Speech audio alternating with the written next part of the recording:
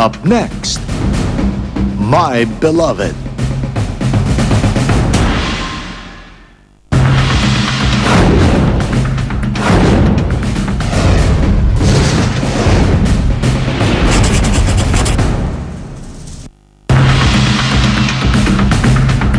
The following program contains scenes not suitable for young audiences. Parental guidance is advised. How did you know I needed someone like you? Pasensya ka na talaga kay Emmy. Siguraduhin kong poprotektahan kita sa kanya. Di ako papayag na maagaw niyo sa akin si Benji ko, no? Nagdadrama doon sa kwarto. Nag-sleeping pills ate. Akala ko nga patay na eh. Ito na yung huling araw na mananatili ka pa sa mundo na to. Monica! Kasama na ako sa'yo. May nakita po akong larawan na kahawig ko. Baka naman hawig mo nga lang yon pero hindi naman natin kamag-anak. Hindi porket kamukha niyo lalaki dun sa painting. Mapagkakatiwalaan na siya. Hindi ka manlilino. Manloloko ka. Sino ka ba talaga? Bakit mo maginugulo yung buhay ko? Ako si Arlan.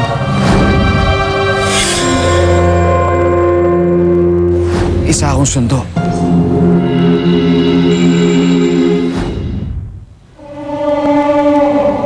Pero ba't nasa katawang tao ako?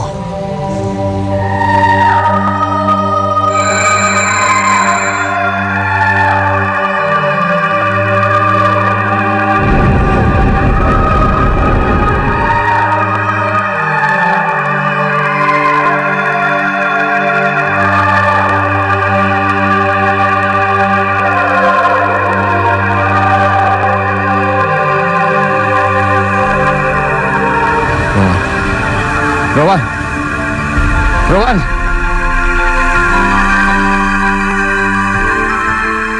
Nakikita mo ako?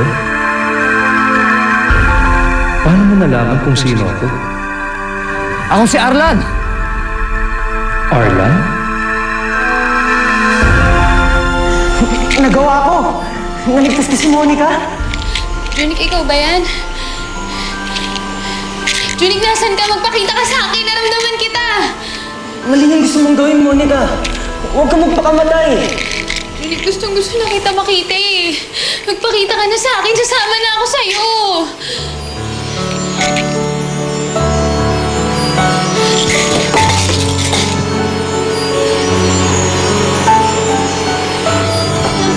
Monica? Ano yung ginagawa mo, ha? Ano yan? Ate, sasama na lang ako kay Junik. Nararamdaman ko siya. Andito siya. Hindi mo dapat ginagawa to. Lang ako kay Itay nun. Hanggat nandito ako sa tabi mo, hindi kita pababayaan. Tsaka Monica, ano ba yung ginagawa mo? Paano naman ako? Salis ko na kasi sa Junik eh.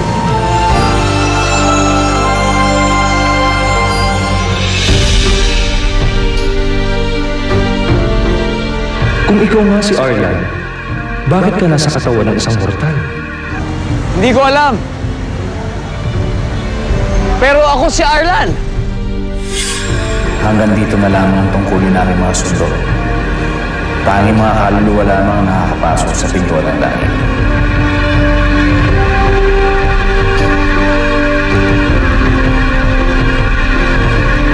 Isa akong sundo. Tungkulin ko maghatid sa mga kaluluwa. Matagal ko nang hindi nakikita si Arlan. Marahil na, ikaw at siya ay iisa. Pero, hindi mo pa rin sinasagot ang tanong ko. Bakit ka nasa katawan ng isang mortal? Pinarusahan ako dahil hindi ko nagawa ang aking tungkulin. Na isang mortal na namatay dahil hindi ko sinundo ang dapat ko sunduin. Pero bakit ito ang naging parusa ko? Ang makulong sa katawan ng isang mortal? Isang mortal ang dahilan ng iyong parusa.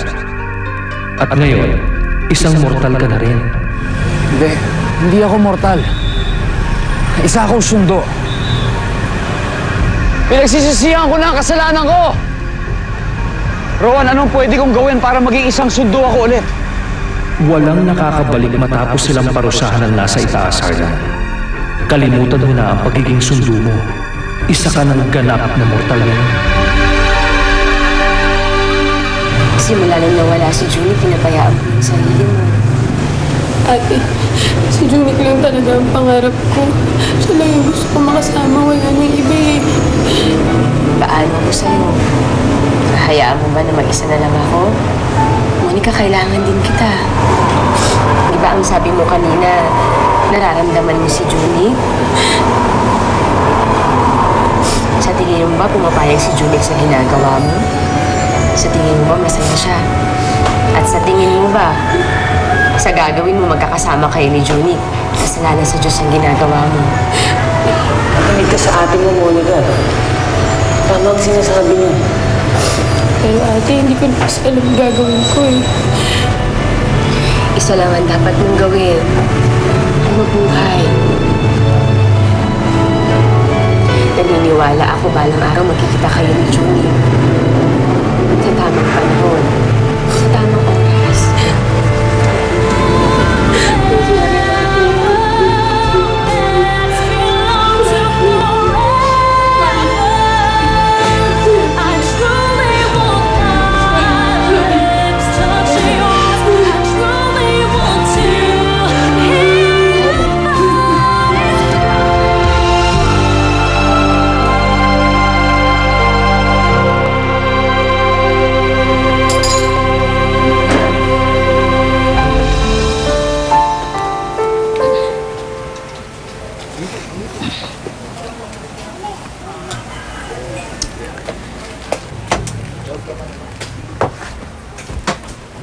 Oy!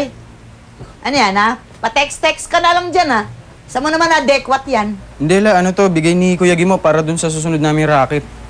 Pang-hold up kayo. Oy, hanggang ngayon, wanted pa rin ang kuya mo at sige mo. Dahil doon sa ginawa nila yung nakaraan. Kamuntik pa na disgrasya kuya mo. Baka naman mamaya, ikaw pa sumunod. La, malinis tong susunod naming racket. Hindi kailangan gumamit ng baril. Oh, mabuti naman kung ganon. Kasama ba dyan si Benji? Hindi ho muna la. Ayaw po munang pasamahin ni Kuya Gimo eh. Mainit po yung dugo niya kay Kuya. Alam mo, yung kuya mo, magmula nung mabutasan yan sa tagiliran, pati ata utak, natagasan din. Para nyo naman kung sinabihang si Raulo na si Kuya la. Uy, ano pa? Oh, alam mo ba yung kuya mo? Ang sabi, ayaw na raw niya maging magnanakaw. Mas gusto na raw niya maging manlililo. Oh, di ba? Sabihin mo nga sa akin, anong masamang espiritu ang pumasok sa katawan niyang taong yan? Ha? Sabihin mo sa akin, gawain ba yan ng isang matinong tao? Hindi totoo yung sinasabi mo. Isa lamang tong parusa. Alam ko makakabalik ako sa pagiging isang sundo.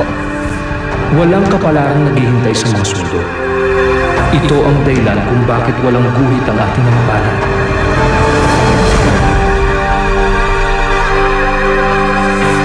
Pero tingnan mo mga palad mo, Arna. Nakaguhit na ang kapalaran mo, Arna. Ibig sabihin, may hangganan na ang iyong buhay. Patunay na isa ka ng ganap na mortal ngayon. Hindi ka na isang sundo.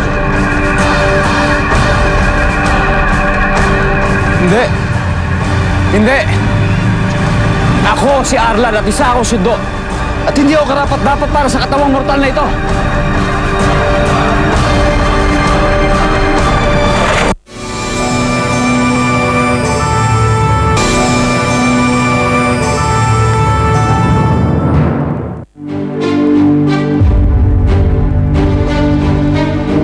Kung isa ka pang sundo, hindi ka mahuhulog sa tubig.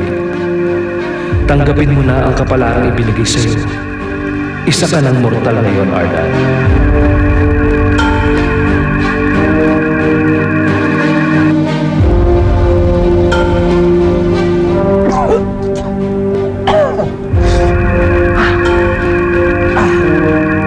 Natanggap mo na ba, Arlan, na isa ka ng mortal ngayon? Kung pinarusahan ako para maging mortal, bakit hindi nila ako ipinanganak ng gaya nila? Bakit kinakailangan sa katawang ito pa ako mapunta? Masamang tao ang may-ari ng katawang ito. Bakit ito pa ang binigay sa akin? Isang parusa ang ipinataw sa iyo, Arlan. Kasama marahil yan ang parusa mo. Ayoko maging mortal. Kakaiba ka sa lahat ng sundo, Arlan. Ikaw lang ang nagpakita ng interes sa buhay ng mga mortal. may tungkulin pa akong kailangang gampanan. Dali! Rowan, sandali! Kasama pupunta! Rowan! Rowan! Kuya! Sino yung tawag mo? Rico. Ayos tong trip mo ah. Naputulan ba tayo ng tubig sa bahay kaya ka dito sa ilog naliligo? Hindi ako naligo. Ba't basa ka? Hindi na pala ako nakakalipad. Tumira ka ng droga, no? Alam mo, tara na kuya, uwi na tayo. Si Lola naganda na ng hapunan. Tamang gutom lang yan.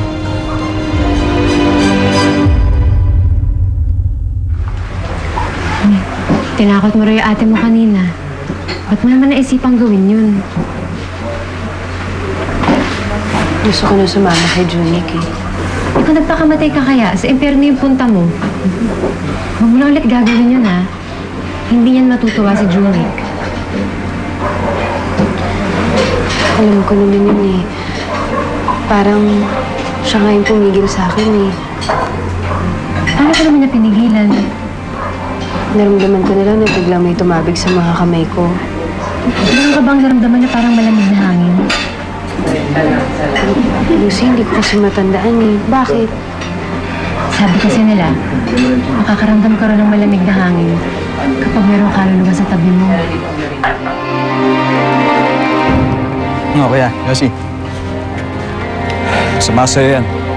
Sus, masama. Ikaw kaya nagturo sa akin ito.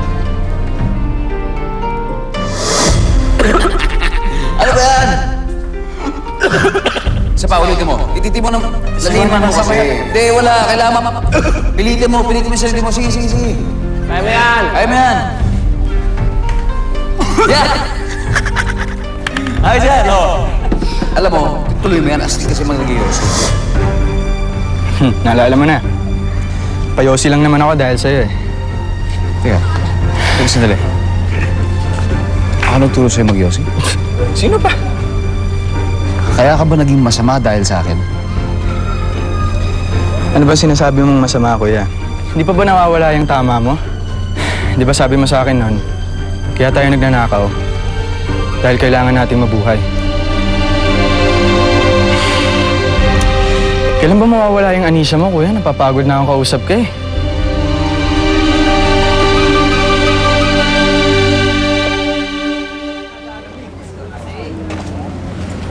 Pinakad pa ako.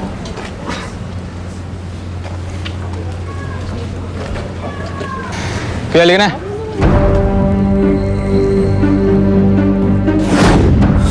Hoy! Magbagdala kayo! Cellphone ko! Balik nyo! Hinginig na ako ng cellphone ko. Huliin niyo po yung magnanakaw yan eh! Sibat na tayo. Huliin niya! Magnanakaw ng cellphone yan!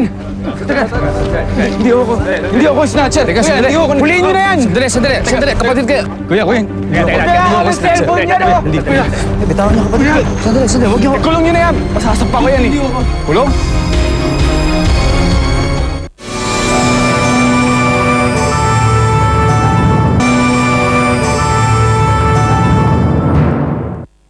Lola.